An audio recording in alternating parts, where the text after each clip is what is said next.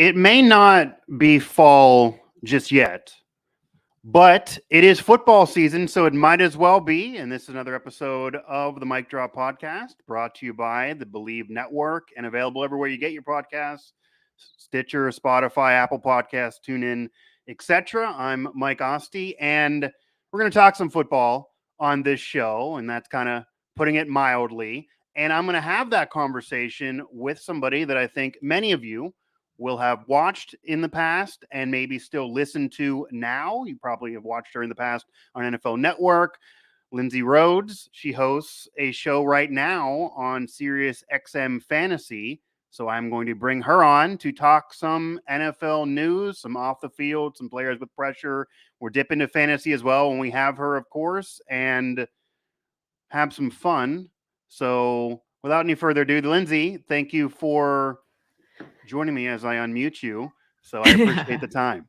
I'm glad that you did it, and so I don't have to, and so none of the pressure's on me to be like, you're muted, which always happens for the first half of every conversation that I'm in this type of platform. But anyway, hi. How are you? No, I did. Yeah, I pressed it and I saw you about to talk before I could get there. So I was a hair late on trying to produce while hosting this. But you're unmuted. I am unmuted. People probably that know me think I can talk through being muted and be loud and still heard. And it's rubbing off of my daughter right now.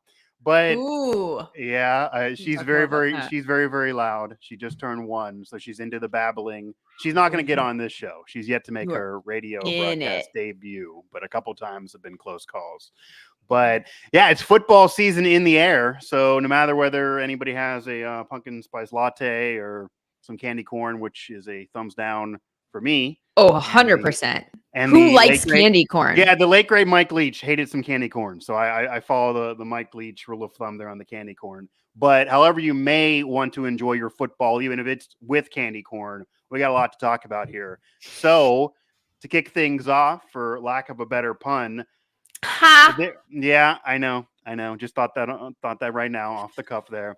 But before we get into some fantasy and maybe even splice this into maybe Pittsburgh talk here as well, because I am in the Pittsburgh market and cover the Steelers and all of that. Just overall in the NFL scope, and you can go Steelers if you want. Who are some players out there that you think are really under pressure to perform? And meaning seriously, not maybe like we're trying to drive the conversation, but really need to get it done. Or this could be the end of the line for them with their franchise, or maybe their career and legacy is not going to go a certain way, or their money is not going to be right, which we'll get into later. Like, who are some players that jump out at you in they got to get it done in the 2023 season? The first name that pops into my mind there, and there's another one who does also, since you're in Pittsburgh, we'll go in that direction in just a second, because this is not where I would lead. The first one is elsewhere in the AFC North, and I think Deshaun Watson is the guy. That's I think that a good one.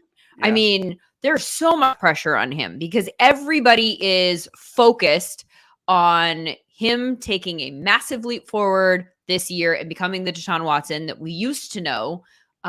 What's that song? Somebody that I used to know. Yeah, anyway. Somebody that we used to know. Yeah, exactly. Right. Yeah, Browns fans never got to know that guy. No, but they sure paid for him, and they haven't seen him yet, you know? Right. So I understand that at the end of the year last year, like, I mean, it's understandable to a degree that when he took the field, he wouldn't have looked immediately like the guy that he did 3 years ago or whatever, when he was like Deshaun Watson. Yeah. But he didn't look good, and the passing game didn't look good, and it got a little bit better at the end, but like we just didn't get a chance to see any kind of payoff. Like, oh man, they sure took it on the chin from a PR standpoint, taking on that contract, taking on him, embracing the whole situation, as gross as it was. Yeah. At the very least, if you're them, you're like, I kind of need you to be real good at football, because we are dealing with a whole bunch of other stuff for having signed you. Right. So he wasn't. And I think that puts him in a really pressure-packed situation heading into this season, partially because of the money, partially because a lot of people are primed to not like him and not want to root for him anyway, and are sort of rooting for him to fail for reasons that have nothing to do with football. Right. The Browns basically risked their fan base and ticket sales for this guy. Yep. And so far, it's hard to say it's been worth it. But maybe they were thinking about this year, because as you mentioned, They probably are realistically okay kind of punting last year, figuring he needed a year under him. But I'm sure they weren't expecting him to step on the field, first play dart for 70 yards to like Amari Cooper for a touchdown. And they're like, that's what we got. Like, I'm sure that they were ready to capitalize some sort of shaking the rust off. But I also, I don't know. I found it to a degree, I found it concerning that he didn't look better once he did step on the field. Again, saying like my bar is not that you are automatically competing with Patrick Mahomes for the title of best quarterback. It's just like it's much higher than what we saw from him. And then although they're paying him like maybe he should get up there pretty soon. 100% they're paying him that way, but that's a totally different conversation. Sure. So I think he's under a ton of pressure. And I think that the whole Browns conversation starts and stops with him. For me, like it's even hard to try to handicap what they're going to look like this season. You talk about, and I also was a little bit concerned about the first few weeks in training camp. And this is to a degree the story that you hear coming out of every training camp for the first few weeks. It's like, oh, the defense is ahead of the offense. And like, but when you're reading like the passing game has looked very not good. Like those were the types of sentences that I was reading about Cleveland for the first few weeks. And then it kind of came together in the last week a little bit more. And so I will be keeping an eye on them in week 1 and wondering what it's all going to look like. And then, from a fantasy standpoint, obviously I've been in a space where I've just been drafting like crazy for the last few weeks. And like, I don't know what it looks like. I think Amari Cooper kind of got pushed down the board a little bit because they brought in Elijah Moore. And so they keep talking him up and what that's going to look like. I have questions about if he's really that good, why would the Jets have let him go? Why would you? I mean, you make it work. Like this is one thing we know about the NFL, and Deshaun Watson is example A, B, and C. Like if a player is good at football, people make things work. They make exceptions for people who are exceptional. So if Elijah Moore is really that guy, and he's coming from a team that was just desperately looking for wide receivers, like, hey, anyone want to make a play? Like we'd love to be better. And they were like, no, except for you. We don't want you. So I'm a little bit concerned that the Elijah Moore hype might not hit. Anyway, this is a long-winded way of saying that I don't know what to do with the Browns. Deshaun Watson there's high expectations. People are taking him in fantasy or, they're not taking him like in the top. He's QB9 coming off the board, but that's still early enough. I was going to ruin your team. I have a draft tonight. I was going to ask kind of where you've seen him get drafted 9. Because okay. And 9, but it kind of fluctuates a little bit. Like sometimes people will take Dak before him. Like I personally, and I don't want to, like everyone, I know there's been a lot of conversation about Deshaun Watson and the off the field stuff and how it makes it very uncomfortable. I think Kyle Brandt did a really, really good soliloquy on GMFB about how he's a tough person to talk about. Like you can't just responsibly, I think, just push that all aside. Like we're just going to talk about football and like sing his praises and like all of those women. I think about how that would feel if I were one of them. And all of a sudden this person who did this thing to me people were like, oh, well, that was handled. And so, yay, I think I would feel pretty crappy. So there's part of me that does feel gross talking about him, even just saying the things that I'm saying and then moving on to football analysis. So I think he's a tough person. Fantasy, you want to draft people that you want to root for. And that's obviously going to, fluctuate with regards to who's willing to put him on their roster when you have other options. And, but in general, his ADP is QB9. Lindsay can talk. Yeah, and I guess like QB9 when you think about it, because Dak Prescott is obviously another player that we could easily bring up. Yep. You just had pressure because you're the Dallas Cowboys quarterback, and Jerry Jones is almost trolling the environment by bringing in Trey Lance and saying I refuse to tell anybody and winking about it. Like that was kind of odd, and it almost feels like he's either trying to rock the boat or trying to put pressure on Dak or trying to send a message that, hey, Dak, if you don't get it done, I'll easily cut bait. It's a 4th round pick. So I guess if Trey sucks, it doesn't hurt them. But there's a lot of mental gymnastics going on there, and they're going to be obviously heavily covered.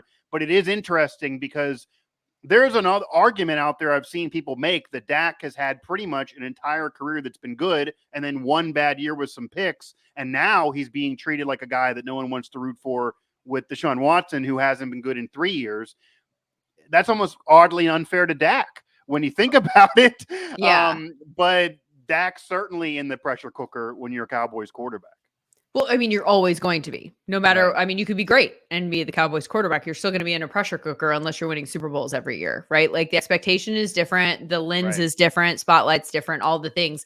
I didn't particularly read the Trey Lance situation that way. Like if I was Jerry Jones, I'm trying to think of a scenario where Didn't tell the coach either. Like, it's just funny. That's kind of weird. But also, I think that to a degree, you're like, it's a 4th rounder for a guy that a couple of years ago people thought was worth the number 3 pick. Like, so far it hasn't turned out that way. But clearly we look at the skill set that hasn't developed to the point that we would like it to develop. But there is a skill set there that's raw that has a higher ceiling than other skill sets. And he hasn't played enough that it's not fair to say he's a finished product that didn't work out. Like, right. You can't just be like, oh, well, that's obviously a bust. Boy, we got that one wrong. I mean, I think it's fair to say that the Niners got that one wrong, reading the room of their current situation and their roster and what they were ready to do. Like, you're not in any kind of rebuilding mode. And I understand that he wanted to maybe look at the way that teams were defending him and say, like, I'd like to add an extra wrinkle and not just do the exact same offense moving forward. I'd like to add something here. But also, you have a team that is ready to win right now. And so there's a really short leash for a quarterback that needs to be developed, which we knew all along was Trey Lance. Like, he was never going to be a guy who was going to be a finished product as soon as he hit the field. Much like Anthony Richardson, right? Like Anthony Richardson, I love that swing for the fences pick for the Colts. I love it. I love it in fantasy, by the way. We can get to that. But I think that's one where you know tons of college experience. You got to figure that you're going to take some time. And it's kind of a weird scenario for the 49ers that John Lynch and company are getting written about as if they could be executive of the year, when anybody else in this scenario would be fired immediately. Like, giving up that much 100% a QB that didn't work out, it would be just it. But also, they have one of the best rosters in the NFL. That's why. So there is I mean, I had people, because I've commented about the fact that I think this situation is weird that so many people are willing to give Trey Lance the benefit of the doubt and are like just aggressively in Team Lance, #Team Lance, right? And like going after the Niners. And I understand they deserve a lot of criticism with regard to the trade up in the first place. They gave up too much to move up. Considering they didn't even know who they were going to go get. Are you kidding me? Like, I never even believed that. And then to find out on the back end that was kind of true is just crazy to me. Like, the misuse of resources is bonkers. And you're right. If it didn't work out and it hamstrung the franchise moving forward, then we would be talking about them losing their jobs. The flip side of that, though, the problem, and what I've said to people is they're like, there's no evidence that they know how to do this. They've messed up so many times, drafted Trey Lance over Elijah Mitchell. Like, they get this wrong all the time. And I'm like, the only evidence that we know that they know how to do this is the fact that they have the best roster in the NFL. Like, what are you talking about? And they're just in the NFC title game with Mr. Irrelevant. Like, it's almost a franchise that could argue, wow, every other team is saying you got to have a quarterback that's good enough in order to win. This is an era where you need a QB. They could say, not really. I mean, like, we don't. I mean, nothing. Nothing against Brock Purdy, but Mr. Irrelevant for a reason. Like, nobody thought he would do that right away. So they're able to and the Trey Lance story, I think, is going to be a movie someday if he never has an NFL career. Like, this guy's going to be on talk shows 20 years from now. How did this work for you? Company that did Johnny Manziel's, what is that, Untold? I did watch that the other day, but at the top of my head, this almost, and it didn't go in the same direction with hype, but it almost feels similar to like a Ryan Leaf scenario, and he has turned his life around and is doing that. He seems like a great dude. I've never talked to him yet, but he's now in that position, though. People are asking him and putting him on shows saying, how did this work for you? How did you get here? You almost don't want to have that be a situation for Trey, but maybe Ryan and Trey should become friends, because if Trey doesn't get on the field again, that maybe he's reached out, because that could go in that way.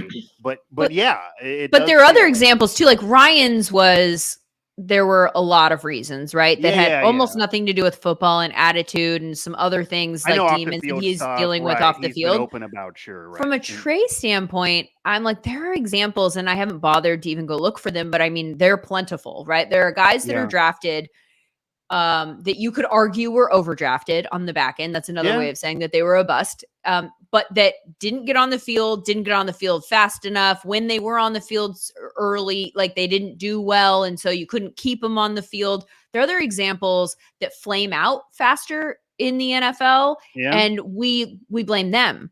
we talk about them as being a bust. We attach that to them. And never the team, right? Especially a lot of these franchises have these quote unquote busts for like 2, 3, 4, 5 years in a row.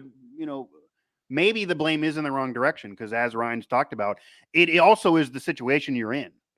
I mean, but also it's the opposite of what we're seeing in San Francisco, which is why the Trey Lance thing's so fascinating to me. Like no one is saying, or not no one, people are, but the conversation doesn't seem to be centered around like, man, it's a bummer that he didn't develop. Like they're seeing him every day in practice. They are the two people, John Lynch and Kyle Shanahan, that are the most invested in him succeeding in the NFL. Like there are reasons he's not starting for them. And that goes back. And again, I think they overdrafted him and thought that he could develop faster. And there were a lot of flaws in their process. And but Kyle Shanahan's this offensive genius and he gave up on the guy. I mean, that's a factual thing now, whether he wanted to or not. So that's, So you don't really want to have Kyle Shanahan attached to giving up on you. That's not really a good vibe. I know. Well, but at least in this situation, you can go, well, there's a shorter leash in San Francisco right now than there would be in other cities. Like I brought up Anthony Richardson, Indianapolis has signed up for and made statements that make me feel like they are self-aware of what they're in for this season. They know this is going to be a roller coaster. They are committed to writing it out and letting him develop. Like it's going to look good at times. And then it's going to look really ugly at times. I think it sounds like they're ready for that. And they're ready to work through his growing pains and get to a point where I think their thought is that the ceiling will make it worth it. And this isn't the year they're going to win the Super Bowl. This is the year they're trying to find out if they have a starting quarterback. And I think that they're committed to finding that out. And that it's not going to be a quick like, oh, hook, go to Gardner Minshew because we have to win this game against the Jaguars. Like, no, like, get your answer for your roster build. This isn't the year. We want to win as much as we can, but the most important thing is that we know what we're working with moving forward. Yeah, Lindsay Rhodes here of Sirius XM Fantasy and talking some football, of course. And the message the teams send, I think, is very, very important. And we don't have time for this, but that goes back to the way Jerry Jones handled the situation with Trey Lance. Like, is that saying a message that's going to work with Dak? Because he comes off kind of mad about it. So like, how's that going to work? And maybe some have argued that he's maybe the one handling this improperly, that you're getting paid the big bucks. You don't deserve to be told you need to play better. So that exists too. But then you have the flip side of, say, how the Packers are handling Jordan Love. Every quarterback before him in the franchise the last 30 plus years has won a championship and an MVP multiple times over and is going to go to the Hall of Fame. So that's a lot of pressure for him. But it does feel like the Packers are at least sending the message that, hey, we're not expecting all of that to get done right now. So a lot is cast on him. He could be another pick. But I do want to get your thoughts here because I am in the Pittsburgh market. We did kind of briefly allude. Steelers. Yeah, we can. And there are a couple players here. People can bring up Kenny Pickett, although to be fair, it's only his second season. But if you want to bring up maybe a player with a little bit more seasoning who also was a first-round draft pick, Najee Harris is one people can bring up as well. And that also can even segue into a conversation about the running back position overall, because Najee Harris' contract clock is now ticking. It's the entire debate that was revving up here that maybe the Steelers shouldn't have drafted a running back then because they had no offensive line. And if you have a bad offensive line, a running back's only going to be there for a few years, and then almost no one signs the second deal, or else they want too much. They want to argue their receiver in arbitration. You don't want them anymore because you have a series of teams that have won championships without an elite running back. The whole argument exists then, and we're about a year away for Najee, who got better at the end of last year. Prior to that was really never elite. This team now feels like they can be a playoff team, but depends on how good Watson is and other pieces and how things work in the AFC. It's going to be loaded. Won't be easy to get there. But Najee needs to produce this year to have that argument next year, basically. If he comes off a bad year, then it won't be as much of a debate in his favor. So is he someone that is under pressure for you? Do you agree with all of that? And then what are your thoughts on Najee Harris and even the running back conversation in general in terms of, will the position ever be valued again, or are they kind of down a path where they're screwed here? Does anything need restructured in terms of rookie deals? Like, do they need to be 5-6 years long, or maybe even 1 or 2 years long to get them out quicker? Yeah, let's start with Najee there. And I think that the running back conversation is one of the most fascinating things that's happening right now in the NFL for all the reasons that you said. My concerns with Najee are that his efficiency numbers are just bad. Like last year, they just were. Like you pull up advanced metrics and you look at people who are like rushing yards over expectation, right? Which is something that's supposed to factor in the entire circumstance. It's supposed to factor in the circumstances when the ball carrier gets the ball, rate of speed when the ball carrier gets the ball, where the blockers are, like what the situation is, and it's supposed to factor in how many yards you should get under these circumstances, and then the expectation is set, and then what you do. And his rushing yards over expectation were very low, like among some of the worst running backs in the NFL. And, average yards per carry also low, like the efficiency numbers weren't there. And I understand that there's that's one of those hard situations where you could look at like O-line, you could look at offensive scheme, you could look at all of these things and say, like, I don't know how much is on the running back and how much is on the set of circumstances around him. And I think that's hard. This is one of the things. There are so many, and I'm all over the place here, but there are so many different places, I think, in today's NFL content space that are exciting about people who are experts in various and very small things in the NFL that you can go to, like Matt Harmon from Reception Perception, who's charting all of the wide receivers and telling you, who's good versus man and who's good versus press and who's good versus zone and what routes they're good on and who's actually good, whether they're getting the ball and putting up numbers or not. The one thing I'm looking for is somebody who will do that at the running back position, because I think it's a really tough position to read, but like a rushing yards over expectation stat is supposed to factor all of those things in. I don't know how they put it together, but it's supposed to, and his numbers are not good. So I have slight concerns about Najee Harris, coupled with all of the Jaylen Warren stuff that we heard a little bit last year. We're hearing a little bit now. Like, is he going to be a factor in this offense, or is it going to be less of a bell cow situation and more of like a committee? Jaylen comes onto the field in certain situations and takes Najee off of it. I don't know. I think that Najee is in a position where he needs to get those numbers up this year, or find somebody to start, advocating for him about why those numbers aren't actually telling a story about a running back who is more highly thought of than his play would indicate, Right. And the offensive line, the conversation around the O-line is that they're getting better. And they have a mobile quarterback now, because all of the offensive line at the time of the draft was coming off of an aging quarterback who couldn't move as well. The offensive line wasn't good. There were really no all-pros there. But to be fair to what you're saying, the Steelers knew all of that when they drafted a running back. So they drafted a running back arguably in a position where he wasn't going to be able to succeed unless he really was the best in the game. And maybe Najee was maybe was a bit overrated at the time coming out of Bama, because he's running in front of the best offensive line in college football. It's a little different. And even talking to him at camp his rookie year, he was talking about how, I don't care what the offensive line is like, I'm going to run through it. I can run through a brick wall. And we're all sitting there thinking, this is not a good mentality for a position that has a 4 or 5 year shelf life with an offensive line that is not good right now. You're not going to have a long career, bro. So he seemingly has adjusted a little bit, but he's also not been fully healthy.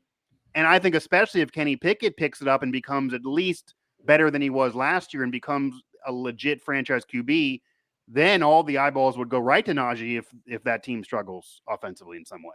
Totally. And then the problem at the running back position too is that you've got these guys in the first round where the expectations are very high. And then this is a position where it just is. You can pluck somebody that goes undrafted and put them in there and watch them have some degree of success. And there's a laundry list of examples there. I mean, you just have to go back as far as Tyler Algier last season. And I know that he wasn't one of those guys who was flashy or sexy or anything like that. And you could look at the Falcons and Tyler Algier's numbers and say, oh, he's propped up by volume because all they do there is run for some inexplicable reason when they have those passing game assets. But anyway, but Tyler Algier in all the advanced metrics, like if you go looking for it, you're like, no, it's not volume based. It's all, every time he gets a shot, like he's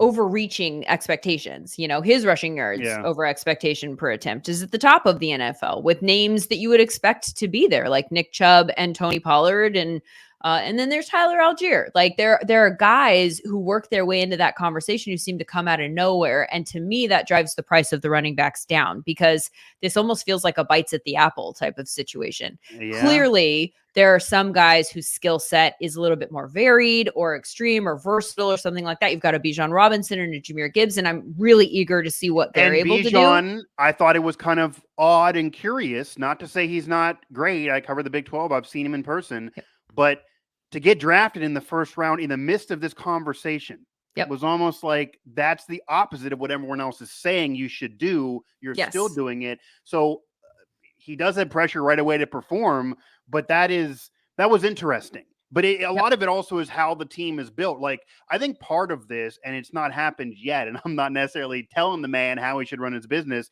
but in order for the running back position to ever maybe really fight this fight, Derrick Henry or somebody at that level is going to have to legit sit out games, like legit be willing to screw a team did almost.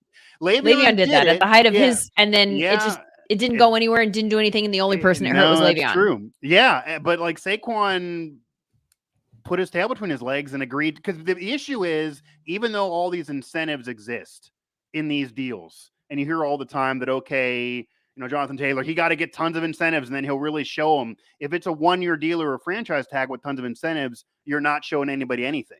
Like, teams are willing to pay for production for a year. They just don't want to lock into a 4-year deal with a running back. Clearly. And the numbers show that there are a lot more reasons that they shouldn't than that they should. Right. It's a business. You name me 4 that got better after 30 years old. It's like Adrian Peterson, and that's it. Exactly. That's the problem. On my last show, actually, I talked with Amon Green, and he feels that if the Packers would have kept him, he would have been able to put up those numbers, and he would have been able to show you and all. But it's like, he didn't in Houston, and Adrian Peterson just such a high bar. The Packers won a championship the year after saying, "We're done with you, Amon Green." So like, that example doesn't show, and really. If the last time an elite running back for me off the top of my head was on a Super Bowl team as one of the top 2 best players in that roster, probably Marshawn Lynch was Seattle. Like, that's probably how long ago it was. Every other year after that's it's been a series of running backs. You have the Rams. They go with Todd Gurley. He wants more money. They say, we don't really want to do it. They end up CJ Anderson off his couch, enough yards with everything else working, and they go ahead and win the Super Bowl. Like, that's not good for the position trying to argue for more money or longer term deals, I think, is the issue, or even guaranteed money, of course, that every player wants. That was Le'Veon Bell's whole thing. And he's come out and says he regrets, because the Steelers deal, actually, you could argue at the time, if he would have taken that, probably would have hurt the Steelers. Like, they're probably better off he didn't do it, because they were offering him a decent amount that he wanted more. Still. Yeah. The running back situation is tricky because I think we all want people to be treated the way that we would want to be treated. And in these situations, if we were all running backs and we were at the top of our field and they're like, sorry, like, we're just not going to pay you. Like, you still have value to us. It's just, we don't have to pay you. And they don't have to. They really don't. The way that the system is structured, and you asked about answers and like what they should do to change. I don't know those answers right now. I just don't know. I don't know that there's a clear-cut path forward for how to fix this for the running backs. But I mean, if I was a team and I was a general manager, I can't tell you that I wouldn't do exactly what they're doing, because they have the right to tag the player, and then they have the right to tag them again. And then the third time, maybe it doesn't become a smart financial move. And so maybe you don't, but like, if it's built into the system that you can, and everything tells you that the examples of teams that have success and make it to the end of the postseason, they don't have these star running backs. So it doesn't actually matter for your build in terms of where you're prioritizing money, but also all of the numbers show that after a certain number of years, they're going to go like this, and actually probably closer to like that quickly, that there's going to be a drop off. Even if you're a super high end running back, it's going to go over a cliff. Then you don't want to be stuck holding the bag when it goes over the cliff. So I think this is the way that they're going to keep doing it. I don't think it's a bad way. It sucks for the people. And in business, what's the motivation to go all of a sudden be the GM or owner to like fight the good fight and just throw cash at a running back when no one else is doing it. Everyone else is having success not doing it. Right. There's no motivation to be that guy and be that crusader. Really, it's going to, again, have to be a running back that somehow sets this. But I guess then I'll ask you, as maybe a better way of asking the question on where this goes from here. Do you think, number one, the NFL should or needs to care about this at all? Because they do normally sometimes care about PR, and these are star players that are very now vocal, feeling like they're being treated unfairly, whether it be fantasy, which is now obviously a big deal for the NFL, and money going around and betting, and even these players and these teams. And there are some teams that are built where the running back's the MVP. The Giants with Saquon, obviously Derrick Henry, and the Titans are another example. So it's out there. So should the NFL care? Do you think they care? And then does this in any way lead us down a path that maybe the NFL structure and model needs investigated? Because in comparison to the other major sports leagues, even though the hard cap has created parity, these franchise tags, you could argue, are unfair across the board to players separate from even running back. Like Travis Kelce, for example, best tight end, but his numbers also say he's a top 5 receiver in the game, if not top 3. Right. But the franchise tag is going to max him out at a certain level for tight ends when he's going to say, I'm not only am I better than all these guys, I'm also better than receivers who you have a higher cap for. So is this going to send us down a path that, like, Travis Kelce, if he's ever franchise tagged, which probably won't happen, could maybe force the NFL to do something different? Or is it just going to be a life that's unfair to running backs? Because that could be the situation too. The running back used to be a major position in the league. That kind of went away.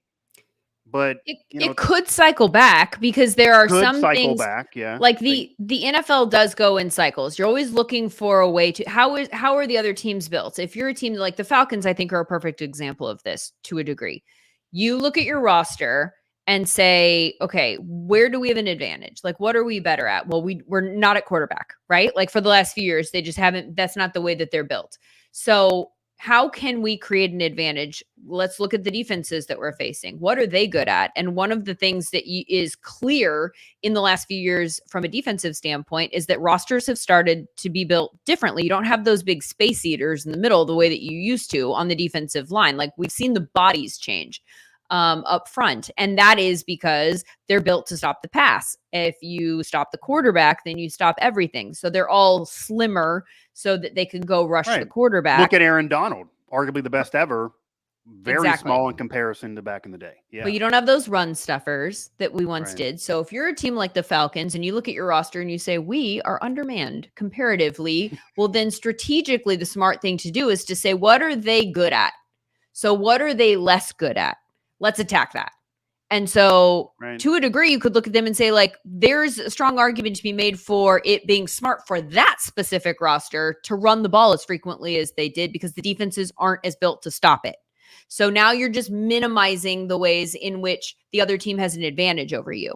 So I think that if enough teams started building their roster to attack that, then you'd start seeing defenses built there. Like in those ways, I think roster building can become cyclical. I think now that analytics is a part of the game, I find it hard to believe that running backs will ever go back to being as valued as they once were, just because of the law of averages and efficiency. You know, like it's obvious that if you take 3 shots downfield and one of them hits, you know, that you've just moved the ball a lot farther than you probably would have even with 3 successful runs. Right. 4 yards, you know, like, if you gain, 6 yards on a series, thanks to 2 running backs, that's still 6 yards, whether it be off of 2 running backs getting paid a lot less or one man getting the bag. Like, you don't need to give one man the bag to get the production that 2 other guys who are getting league minimum could potentially give you. That's kind of the issue they're in. Yeah.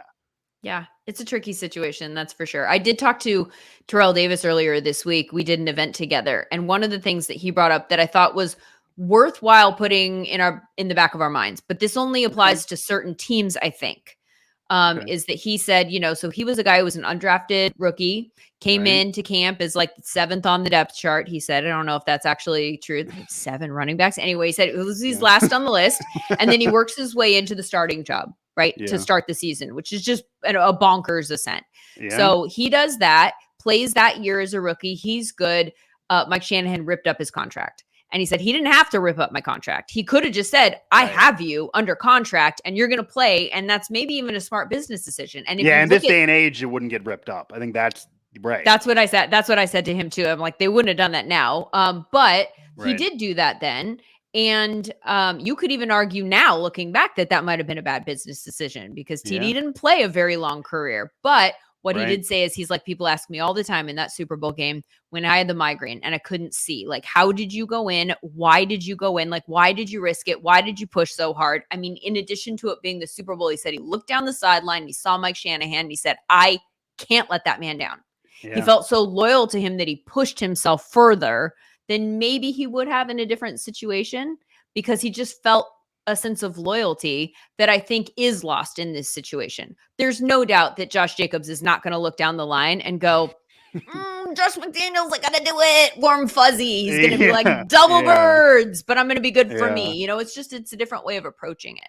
Yeah. And Saquon Barkley has already kind of dropped subtle hints that, like, if I'm not fully healthy here, like, I'm not feeling it all the time. So, but the problem with that, if you don't have a long-term deal, is that then we'll go, see? Right. They get hurt so much. Like, they're the only 100%. Position that can't afford to be over on the bike. They can't.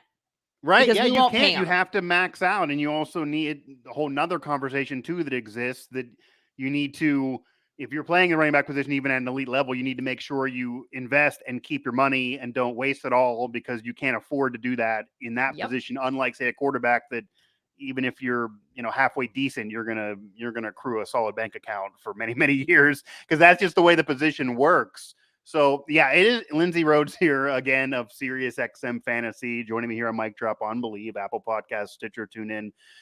And we're talking some football, and it does seem like a conversation that's never going to not only die out, but I don't see a fix. Like, Terrell Davis is a perfect example and someone to talk to, honestly, because the previous era when running backs were the elite MVP, that was when he was at his best. And he really basically helped an aging quarterback change his legacy and get some championships. Yeah. And a lot of people could thank him directly if they're in the Hall of Fame or that they're already there. And that era is really gone now. Maybe Marshall Faulk a little bit after him. But since that time, it's all about the QB, and they feel like they can get it done.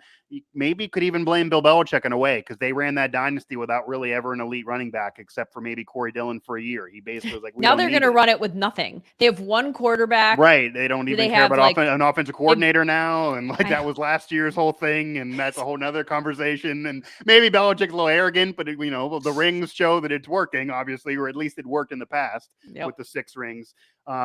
But I do want to ask you, because we talked Najee Harris and how that segued into the running back conversation. What are your thoughts on Kenny Pickett? Now, this is the only first-round quarterback of that draft. Mike Tomlin's admitted that they kind of maybe fell in love with him more than other teams would have because they could watch him every day at practice and do it legally because Pitt and Steelers shared a facility. So they were always in love with Pickett. I believe the conspiracy theory out there, as someone who covered the Steelers, that they never believed he was going to be available and they had all different mindset. And then once he was there, they threw it away and said, we can't avoid this man because they wouldn't have got Trubisky prior to that if they probably thought they were jumping in the Pickett business since they're so in love with him.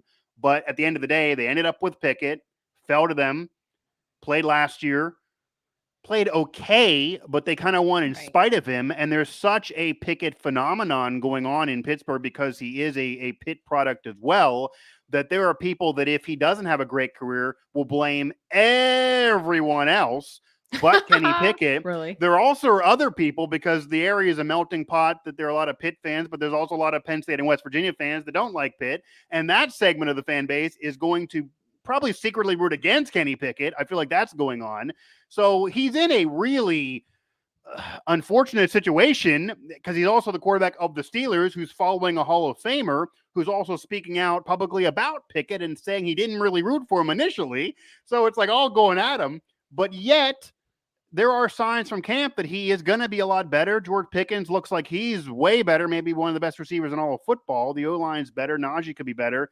There are a lot of things going for Pickett, but also a lot of pressure on the outside going against him. It's very weird. And it seems like the opinions of Pickett are all over the place. Of people who think he's way overrated, people who think he's way underrated. but he's a first-round quarterback, so the pressure has to exist of what a first-round quarterback will give you. I mean, my guess is that none of those people, I mean, look, this is what we love about sports is everybody gets to have an opinion. You watch as much as you watch, as little as you want to watch, and then everybody gets to have an opinion. The truth is we don't know, but there were some good signs down the stretch for Kenny Pickett, right? Last 6 games of the season, he was the 3rd highest graded quarterback, according to PFF, whatever you make of PFF grades, but that's still impressive, right? Like that's an indicator that he was doing things well. He had the 3rd highest big time throw percentage. He had the lowest turnover worthy play rate, only took 4 sacks in that time. His pressure to sack rate was the 4th lowest, 10th most first downs. Pulling up my Kenny Pickett notes here, obviously for you. But I mean, there are signs that he was doing things well that are an indicator of whether or not somebody's going to be a good quarterback, right? Like those aren't things that somebody who is not going to develop is going to do well. There are things that you can take away from all of those numbers that would indicate like there's something that we can build on here. And the numbers weren't flashy and it was a low volume passing offense. And certainly you have assets in that passing game that you would like that not to be the case. Like Deontay Johnson, we would like to get him in the end zone. That would be nice, right? Like talk about positive regression, like to the moon, dude. I hope he score every touchdown this year. But Kenny Pickens too. George Pickens. This Pickett and Pickens in the same offense thing is just fun. But George Pickens, I like what I'm hearing about him during training camp because I think he's caught some Randy Moss balls. I'll easily explain it that way. That's exactly what it looks like. The thing is he has insane athleticism and elite body control and that kind of stuff, right? Like that and that's something that you can't necessarily teach. And so that's awesome that we saw that. The thing that's tricky about that is that you can see that and go, he's such a good receiver. But what's part of being a receiver is being able to run the whole route tree crisply and be where you're supposed to be, when you're supposed to be there, exactly when you're supposed to be there, turn exactly when you're supposed to turn. And there were a lot of people that I talked to last year who watched the tape much more closely than I do and know what things should look like more so than I do, who said he was out of position, he was sloppy, he didn't do a lot of those things. So from a receiver standpoint and being a well-rounded receiver, he wasn't there yet. Like he was just a guy who was sort of raw with a huge skill set, like the ceiling's really, really high. What I've loved that I've heard about him in training camp and in the preseason is how much he's developed those aspects of his game. The fact that he looks a lot better in those specific areas. And he's aware of it and willing to work on those things despite on all the highlight reels. Like you could easily get an ego and be like, I'm good. Right. It's not just Kenny Pickett, right? Like, because Kenny Pickett could throw the ball exactly where it's supposed to go. And if he's not where he's supposed to be, it looks like Kenny Pickett missed by, 2 feet or whatever. Like, what an awful throw. We don't know. We don't know. So I think it's important. I think all of these things work together. And I think we all have faith in Mike Tomlin to get the most out of this team. I don't know if people in Pittsburgh are like, because I always think it's funny. I don't know if we all have faith, but maybe they should. But unfortunately, they don't all have the faith. This is the funniest part to me is I think fan bases that are super passionate are the hardest people on that team, but also don't want to hear you be hard on them at all. It's like I can talk trash on my mom, you are not allowed to type of thing. That's a great, and that's pretty much how it is. I feel like that's correct. Yes. But so as soon as I said that, I was like, I bet you this is exactly the place in the world where people actually don't think Mike Tomlin's that guy anymore. Because I look at like Niners conversations and the way that people talk about Shanahan, and then you've got like Ohio State and they want to get rid of Ryan Day, and I'm just like, what are we doing here, guys? Like, do you know how the other half lives? There's a whole segment of Steeler fans that absolutely are legitimately upset about the whole thing of not having a losing season. There are some Steeler fans that wish they would have had a losing season 3-4 years ago because they feel like they then would have been better off to now. And that's why there's only one championship, because they were never able to have a losing season to really cash in the chips. That is an opinion that exists and that's out there. But the Steelers, like, they're going to put it on the Hall of Fame plaque. The Steelers are all about that not having a losing season thing. And I think it does annoy a segment of the fan base. That exists. That is an opinion that's out there. I can relate to that from a fan standpoint, although coming at it from a very different point of view. I'm a USC fan. That's where I went to school. Okay. Okay. The coach that was there prior to our coach right now, Yeah. I was like, let's lose some games. Let's get this thing done. Let's wrap this up. Like not to, Right. I mean, that sounds so callous and mean. I don't want anyone to lose their jobs, but I was like, this isn't working. Like we can all see this isn't working. So let's just cut bait with it rather than get just enough wins to go to a bowl game. Like I don't want to go to a bowl game. I want to win a national championship. I'm a bratty fan. That's who I am. If you're not in the championship game or like trying to get to that national championship game, then you are not worth my time on Saturdays. I'm busy. Right. Yeah, I mean, 100%. There's some pumpkin patches to go to or something. Yeah, like what? Yeah, like in the fall. I was kind of I was connecting the dots to the fall. But I've got a lot of pumpkin patches to go to. Not in LA, I guess. But okay. But you know what I'm saying? Like they're 100%, especially in Los Angeles. There's a lot of other things to do. So that exists. That opinion definitely exists, and there's a pressure there, and really could even connect the dots to the pressure maybe being on Matt Canada because there's no one in Pittsburgh that likes him.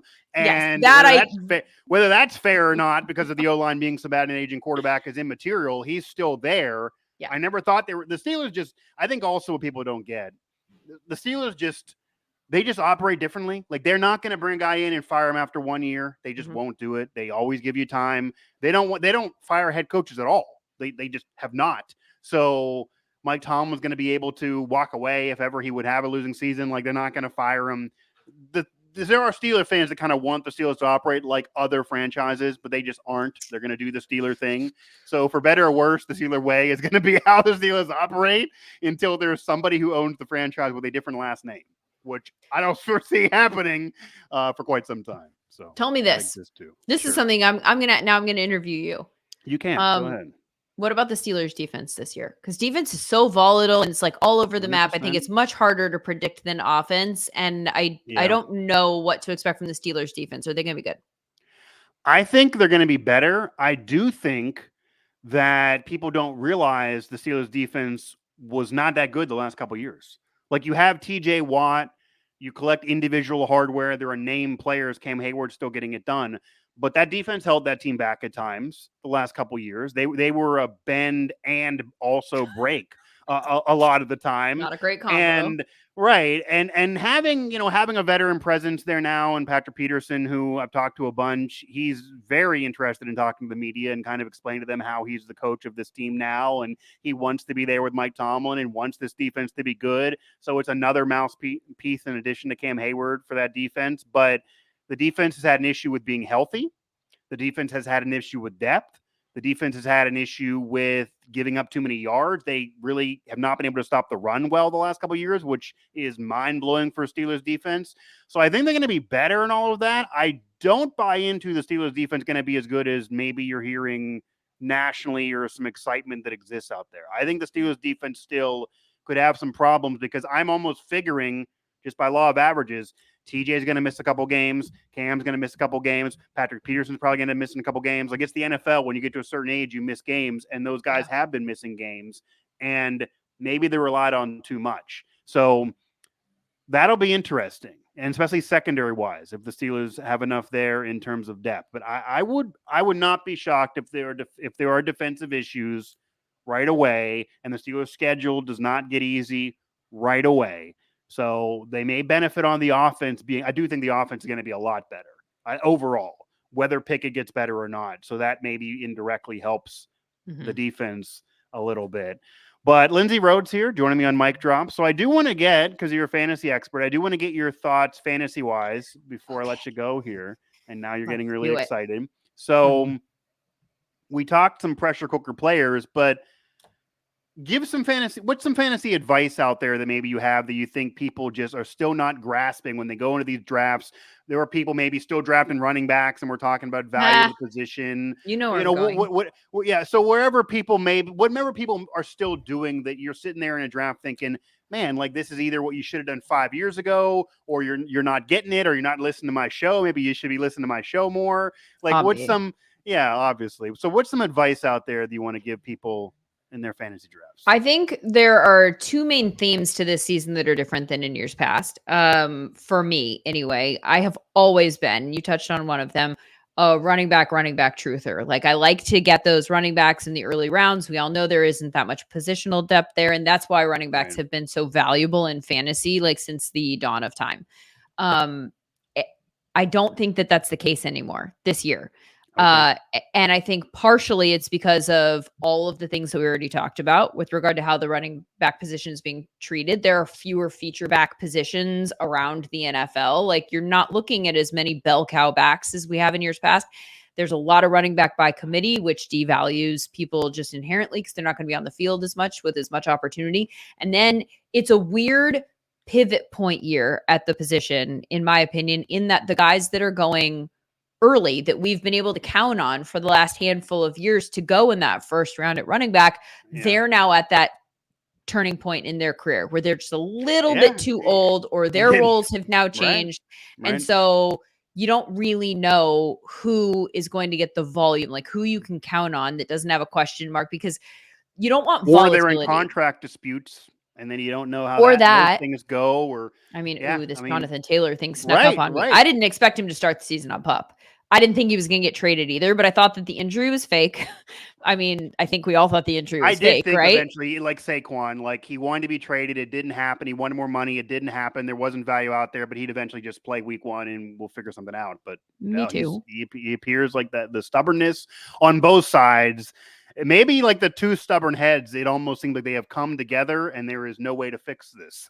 That seems like that's where we are in Indianapolis right now. But even before that, and this is obviously the main thing, like now we don't even know when he's going to be on the field, and you don't want to draft somebody high that you're not going to have for the first 4 games. So like that's going to push you down the board, just that alone. But even in addition to that, part of the thing that's factoring into his contract situation is, dude, it wasn't good last year.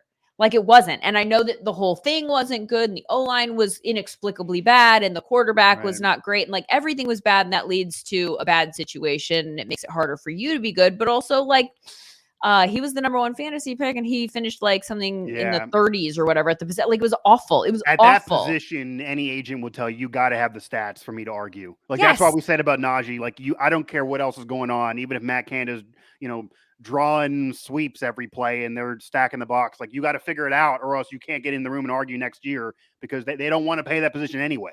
And the lines coming out of Indy were, I'm sure, carefully chosen and purposeful. And they were like, I look forward to him getting back on the field and proving that he can be the guy that he was 2 years ago. Like, they specifically were like sending a message, like, you weren't that guy last year. You want us to pay you like the guy from 2 years ago. And we know it's a possibility because we've seen it before, but we also know now that this is a possibility, and I don't want to pay you for that. So I think that that's the tricky thing about fantasy with the running back position, is that there's so much volatility with regard to those guys at the top. And even like a guy like Saquon, who had a few really good games, also had a handful of games where he was just underwhelming for your fantasy teams. So you're going to go all in on that? Like, that's going to be how you build your team. So what we're seeing this year, and what I am doing this year, which is something I've never done before, is really prioritize wide receivers in the first couple of rounds. I want to leave every draft with at least 2 high-end wide receivers.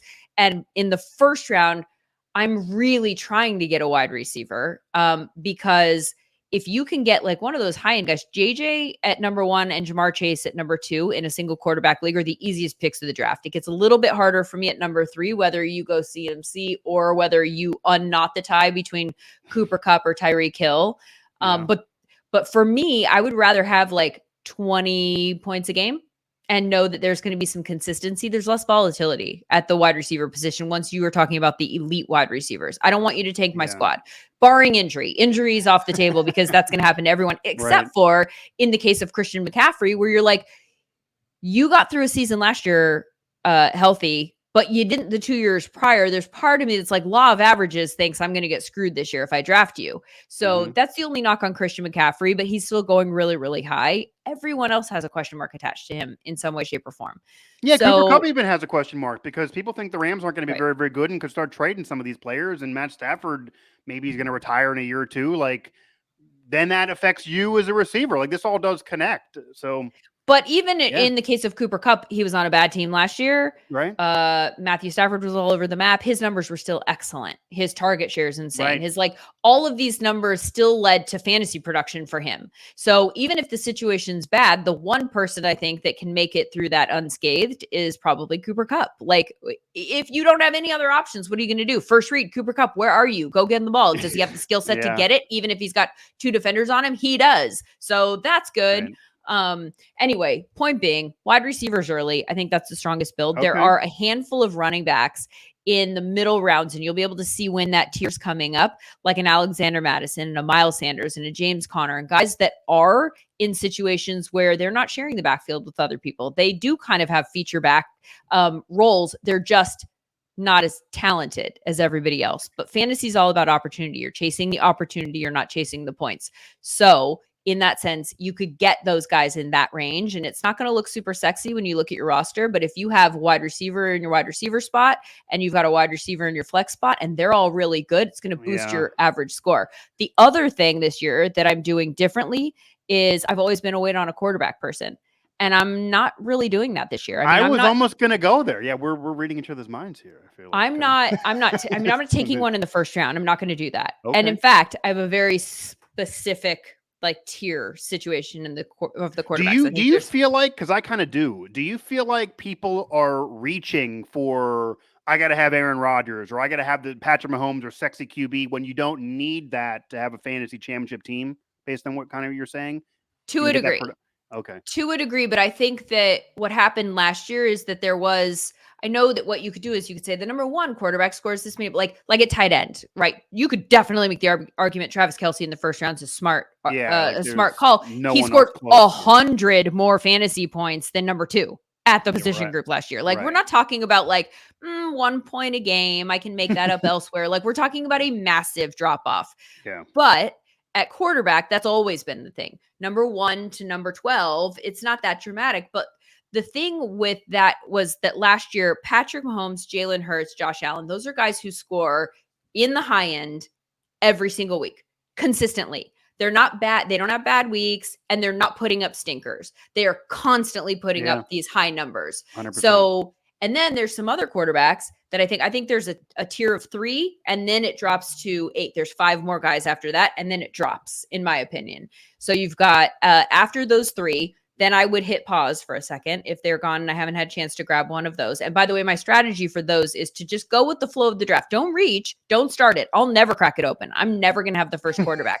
But because for me, on that tier of 3 guys, all of them are same. If I had the number 1 pick in a super flex draft, I hate that spot because now I'm just throwing a dart and I don't care. I'd rather have 3. I'd rather someone's gonna crack the can. You don't need to be the guy or girl. Exactly. Someone's gonna do it. Someone will reach for one of them, and it'll ruin their whole board because after they reach, they're gonna sit there 2-3 rounds later and be like, I messed the whole thing up. Probably that wide receiver was there, and I could have got this guy 3 rounds later. That's the guy that's losing players right before he picks, and every single he finishes the draft saying, "Oh, I would have had all these players, but right before it's because you messed up your first round selection." Yeah. So I'll take the third of those guys. If it just comes to me that way, if the first 2 are already gone and it comes to me on the snake, then I'll take the third of those guys. Okay. Not all the time, but sometimes if we're in a place that I feel comfortable doing that, then then there's Lamar and Justin and Joe Burrow and Justin Herbert. And then last for me, and by the way, those other 4 are kind of interchangeable too amongst that tier. And then last in that group is Trevor Lawrence for me. And then there's the drop off to Deshaun and Dak. Out of all the ones you listed, I would say for the casual fan, Herbert probably is their last pick. That might be the best one to have. I mean, that might be a fine draft pick that'll get you just as many points as anybody else, and then you could really set the board. That'll be a great quarterback, honestly, and even if he's 6th or 7th on that list. The problem with him last year was the volatility, and people who had him down the stretch, he was gross in the playoffs, in the fantasy playoffs. He had single-digit performance, and you're like, well, he's not going to do that again. And then, guess what? He totally did that again the next week. So he crushed some of my teams. I'm a big Justin Herbert fan. I think the skill set's insane. But I think if he throws the ball downfield a lot more this year, I think the offense will just be better. I think it was a train wreck in terms of all the things that could go wrong from a luck standpoint.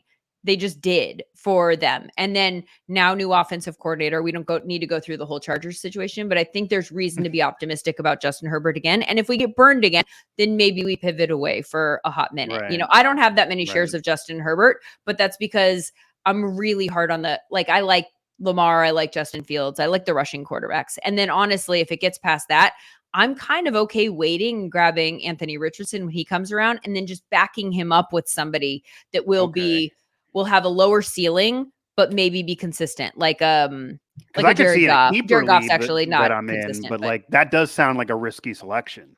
But I think he's the type of skill set that he has is league winning.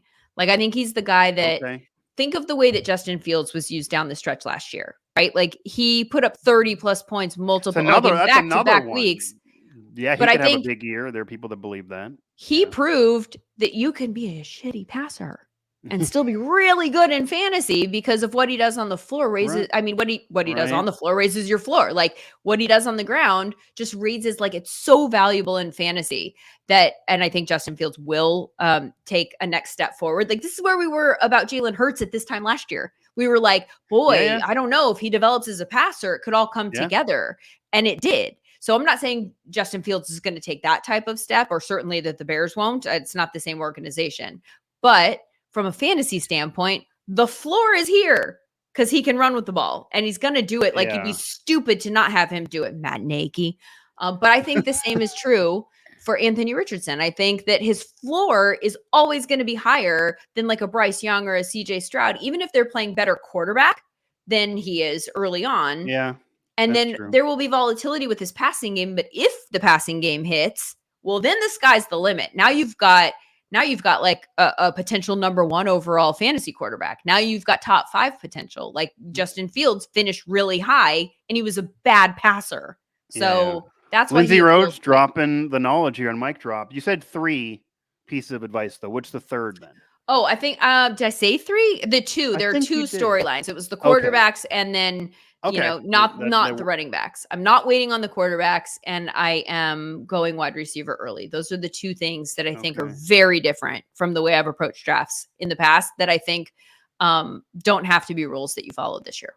Okay. That all makes sense, and I will use that in my draft later this evening. And really the last thing I do want to get your thoughts on, and it could have been touched on in terms of a player that has pressure, but maybe he doesn't, and it does appear that it's all singing Kumbaya right now, but who knows how it's going to go.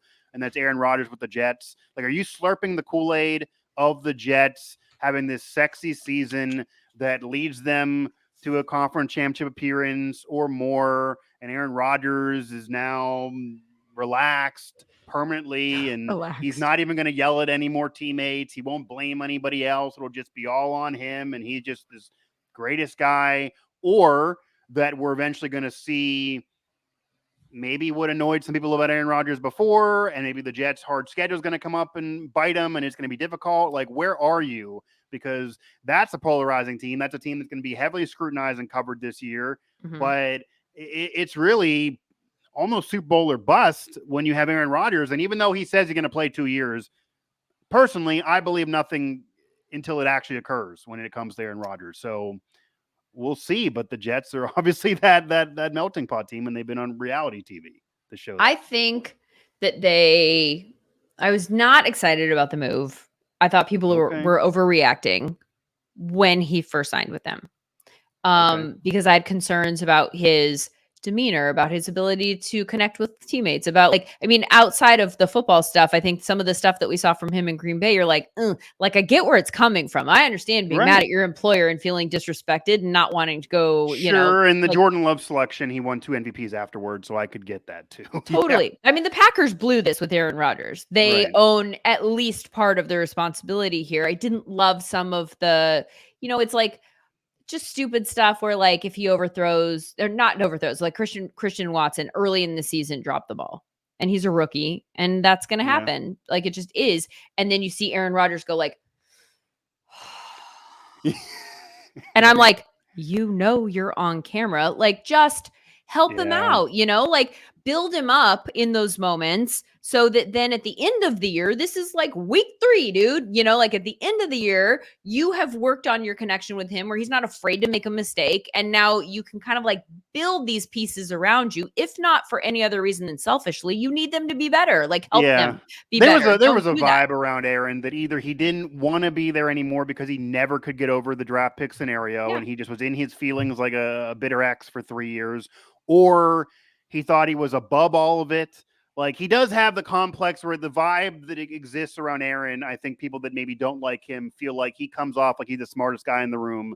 And you should be blessed to be even on his team or near his presence. And like, that is a situation that I think it doesn't have to be that way when you're a Hall of Fame QB. Like, there are players that are not near as good as Tom Brady, but would have ran through a wall for the man because he treated them all like they were family members of his, even though they weren't, you know, to his level, obviously, in terms of legacy. But it wasn't that feeling with Aaron, but now it is, apparently, in New York. So, but I think we can all relate to, like, all of this is to say, like, I didn't like what I saw from Aaron. I thought he was super annoying last year. Okay, full disclosure. That said, at the exact same time, I fully understood why he was that way and how he got to be that point. And I relate to that in ways that are like, you know, like, I didn't love the way that, you know, at the end of my time at NFL Network was treated. Like, I've got some feelings, like there's, you know, some like, so I understand feeling like that and feeling like, dude, I've done so much for you. You didn't give the vibe on air, by the way, though. Thanks. Towards the end, like, you didn't give the vibe on air that Aaron was giving the vibe. There you go. Seeing from Aaron. So maybe that's a try thing. To be careful about it. Right. Which, but you know, I mean, I think we've all been in situations like that where you can understand, like, you're like, I gave everything to this and I didn't like the way that, you know, once it turned for you and whatever reason it turned for you, that it was a smarter business decision to do something different or whatever, like, all of a sudden I'm dead to you. Or in this case, like, you don't think that I deserve just to be treated like an adult in the room? Like, just consult with me. Like, no, I'm giving you my everything. Just check the box every once in a while. Humor me. Pretend like I matter, you know? Like, when we all know that I matter. In the case of Aaron Rodgers, I'm speaking for Aaron Rodgers now. That said, the video of him at the Taylor Swift concert kind of turned me.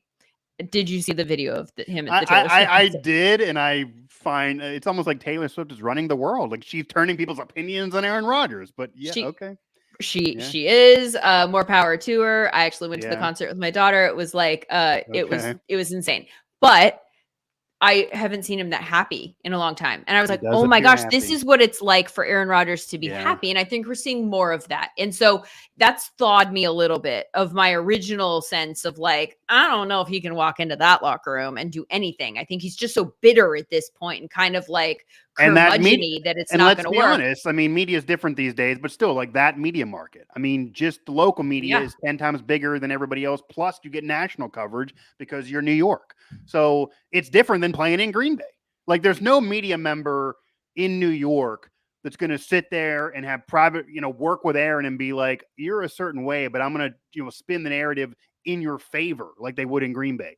In New York, they're going to sit there and say, if you're giving me this, I'm going to, like, when you sit there in a press conference and say you're the smartest guy in the room, there's a member of the Jets media that's thinking, I'm going to go at him and then go viral and then make my career. Whereas in Green Bay, they're not doing that. So like, that's, I don't think, so I did think, like, Aaron doesn't know what he's getting into. Aaron doesn't know what he's getting into here. Like, but maybe he does, because he's kind of turned it around in terms of the way he's approached the whole thing. Yeah, like, that's true. Smiley Aaron is winning a whole lot of kissing him with kindness. Yes, but is it fake or is it not? And we might find out. That's the thing. Like, if they go 0-2 because the schedule is really tough, Aaron's going to have to answer these questions. And I think when you're a quarterback too, you know, he's going to have to. What's annoyed me about Aaron Rodgers throughout his career, I'll put this out there in full disclosure. He's one of the greatest quarterbacks of all time. But when you're a QB and your team loses a big playoff game that Aaron's certainly familiar with doing in recent years, you need to go out there and say, you know, I wasn't enough. You need to take it as the QB, even if it's not your fault. Like, you need to take it. He just would never do that. The vibe was never, there was always an excuse there of this play call, or this player did this, or this happened, or they didn't give me enough. And even the whole thing of I didn't get enough, he had the best receiver in football for many of those years when he was saying he didn't have enough around him. Like, so that vibe of Aaron just always rubbed me the wrong way of like Eli Manning, for example. He doesn't have the legacy of career of Aaron Rodgers, despite him winning one more ring, but he always would go out there and take everything, like all the time. Aaron just didn't give that vibe. I think especially in the last few years, though, that was because he felt insecure with the way he was being treated by the people in the organization, and he wasn't going to give them that. Like, he was like, I think he probably felt like they thought that. But if you're a teammate of his, wouldn't you say, like, even a teammate of yours, like in media, probably were thinking, dude, you're like, Aaron Rodgers. Or like thinking, like, take it. If you acted like Aaron, maybe at the end of NFL Network, I'm sure there would have been some some teammates of yours that would have been like, I get maybe you're in your feelings, but like you're now hurting me because you're criticizing me indirectly when you're upset here in this press conference or in this interview. It almost, that might be right if you want to psychoanalyze, but it almost is like Aaron in his head was thinking, my goal is me, myself, and I, and I'm in my feelings. So I'm going to make the Packers look bad subtly.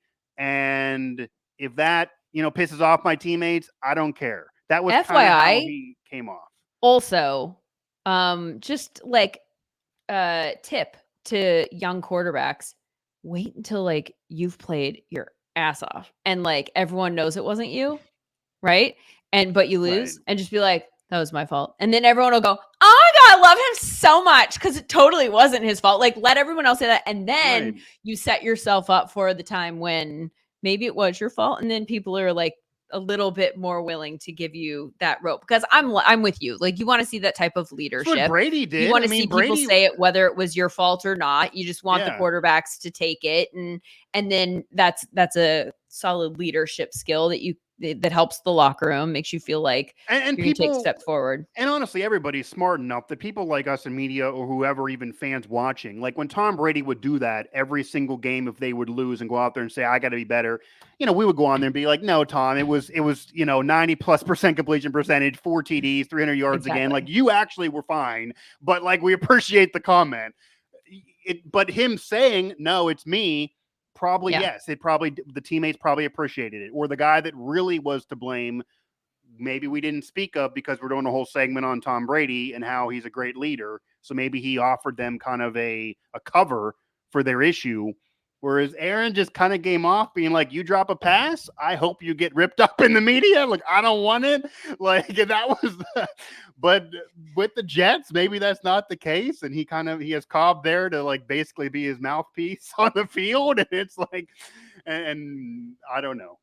We will see. But I maybe stay tuned. One of the things, just from a football standpoint, that I will have my eye on, because you never know in a 1 year sample size, what these numbers mean. But I was actually looking up catchable target rates for wide receivers to make an argument about D-Hop that I was having on my fantasy show, and using his catchable target rate being low and whatever. And one of the things that actually stood out to me was Garrett Wilson's catchable target rate obviously was very, very low last year. It was 75%. That's very low.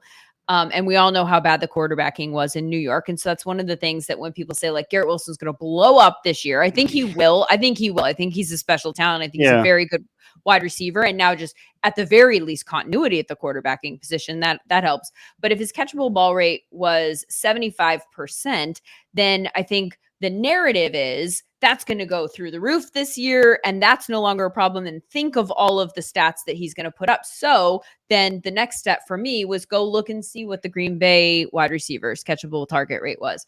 Christian Watson's was 76.9.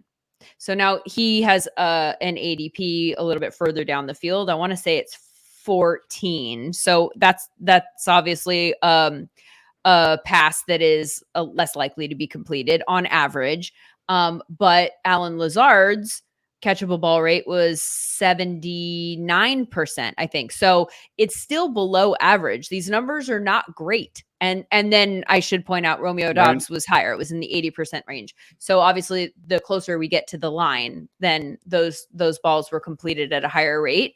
But I'm a little bit like, well, that's Aaron Rodgers. That was Aaron Rodgers with other wide receivers. And catchable target rate has nothing to do with whether or not Christian Watson's good enough to catch it. It's somebody has looked at this and said that wasn't a catchable ball that came his way. Yeah. So maybe there were more of those in Green Bay than narratively we assume were there, because we're like, Aaron Rodgers is the best quarterback in the world, and or was, and he couldn't have fallen off that much. But I'm interested to see what he looks like, because we now, not the same as Jonathan Taylor, but now we have a different floor that we're talking about with Aaron Rodgers. Like, we've seen his play dip. Was it because the situation around him was so bad and he was just so like done with the coaching or the people or the environment or whatever, that he wasn't as locked in as you would expect? Or has he gotten to a point where, by the way, Mike Evans' catchable target rate was 74% from the GOAT? So like it happens as these quarterbacks get older. Is that where we are? Right. And the argument that the team around me isn't enough, like that's not gonna work anymore for Aaron Rodgers. And you could also look at the numbers in terms of, yes, he won a championship, but it's many years ago now, and Aaron Rodgers' numbers all over the board, whether analytically or otherwise, from regular season to postseason, in a lot of these big postseason games, including games Green Bay was favored to win, just are not nearly as good. So if they would get into the postseason, and I think they're probably going to get in, and then Aaron has the same postseason game he's had for 3 or 4 years now in a row. It is not just 1 or 2. It is a theme now, 4 or 5 years in a row. Lose, then is Aaron giving you what you thought you were getting in Aaron? Like I do think there are some Jets fans out there that are thinking maybe they're getting Aaron from 7 years ago. Yes, when a quarterback gets older, you're going to be worse. And I know Brett Favre had the great year with the Minnesota Vikings when he turned it on. But, look, the Jet fans can go to that. Like, there was a lot of love around Favre. Oh, this is going to do it. And then, they were like a 500 team, and Favre had a bad year. So, like, there's no guarantees here. And that schedule is very, very tough. But, yeah, this isn't Aaron Rodgers from 6-7 years ago. I don't think this is MVP Aaron Rodgers anymore. But it will be interesting to me on how he handles it, and how that all goes. And if he really wants to play another year. Because, again, it's a wait and see thing with Aaron Rodgers as the wind blows. And, if this was 6 months ago, he was in a locked cave somewhere and ready to retire, by the way. But yeah, right. Didn't want to play at all. And he was ready to retire. And yeah, there's also a part of me that wishes he would have somehow had to go to Green Bay in training camp, and that should have just been Hard Knocks. Like, just throw that, like, that should have just been. We're going to do joint practices. Yeah, that would have been absolutely. You know what would have happened though? He would have been the bigger person. I guarantee you, because that's my other read of Aaron Rodgers, is that he wants to win the narrative. Like, he wants to win it. He's aware of what people are saying, he is aware of the narrative, he wants to look like he's the winner in the Green Bay thing. And I think that there's enough self-awareness there to know that part of the way to do that is to act like he's the bigger person now. Like, if they did go there in joint practices, I bet you he would have gone over to Jordan Love and take the first step and done the whole like, hey, and like, good luck and all this stuff. Partially because there were cameras there, but partially because then this is a way of saying, like, to the fans there, like, see, it wasn't me. Well, Lindsay, you know how smart that is and how much sense that makes? Think of it this way. You have Aaron Rodgers basically saying that dealing with the media is like a burden to him and he's above everybody. That was kind of what, like, the vibe he gave off. Yet he voluntarily did a weekly segment on Pat McAfee's show during this whole drama. He wasn't held against his will to be on the show, and knew that when he was there, everything he said was going to get on everybody else's show. He controlled the narrative almost 90% from that show, really, and didn't have to be there. So he put himself in a position to control the narrative while complaining about a narrative that other people are spinning when he's the one controlling it. And so, like, quite frankly, it actually was pretty smart.